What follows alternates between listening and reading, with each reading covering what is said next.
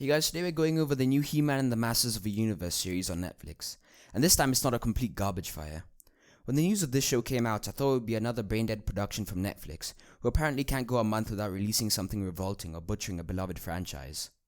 They had already carved up He-Man in an especially brutal attack featuring Kevin Smith, a prolific cinematic executioner, and a false advertisement campaign that should have landed someone in prison. So when I saw another He-Man show made by Netflix releasing less than 4 months after the disaster, I obviously and rightfully assumed the worst. But I was actually surprised because when I watched it I found out it was actually quite good. Okay, the first thing I'm gonna say is that it's not He-Man and the Masters of the Universe. Sure, it's named He-Man and the Masters of the Universe, but it's a completely different show, hardly recognizable from the original He-Man. You see, it's set in the future, complete with sci-fi tech and space-aged weaponry. Prince Adam is now a member of the Tiger Tribe living in the forests with Ram Mam, whose name I'm convinced is a satire on the absurd gender swaps that plague reboots these days. Cringer is no longer a scaredy cat, no pun intended, and Skeletor is now Adam's uncle. Teela is now a thieving witch, Duncan's not her dad anymore, but instead an awkward mechanic, and Orko is a robot. Oh yeah, they apparently unlock the power of friendship or something and transform into superpowered versions of themselves, Sailor Moon style.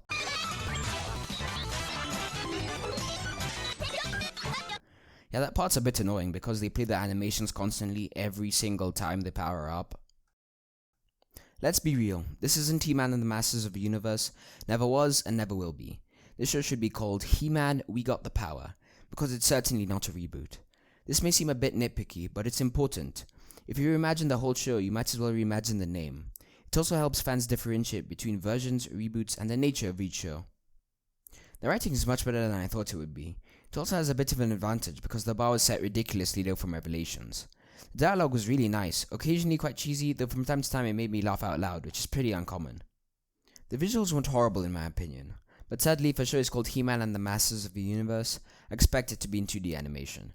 This isn't the main issue though, because even if it doesn't fit a He-Man reboot, you eventually forget it's a He-Man reboot halfway through and treat it like it's a different show. I do have to say, He-Man's muscles look kinda scuffed throughout the series, especially when he bends, his muscles just kinda bug out. It's not a big problem, but it's noticeable sometimes. I would have adored having a He-Man series with the same style as the end screens on this show, which I thought were a great addition. The one especially chaps my hide are the dust effects that look terrible in my opinion. If you're gonna make a 3D show, use 3D effects. It feels so unnatural and just tormented me throughout. Like honestly, what is this?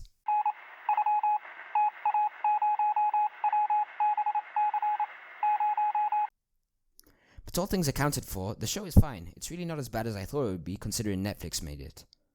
I suspect they think this makes amends for their atrocious Revelations series. It doesn't come close, by the way.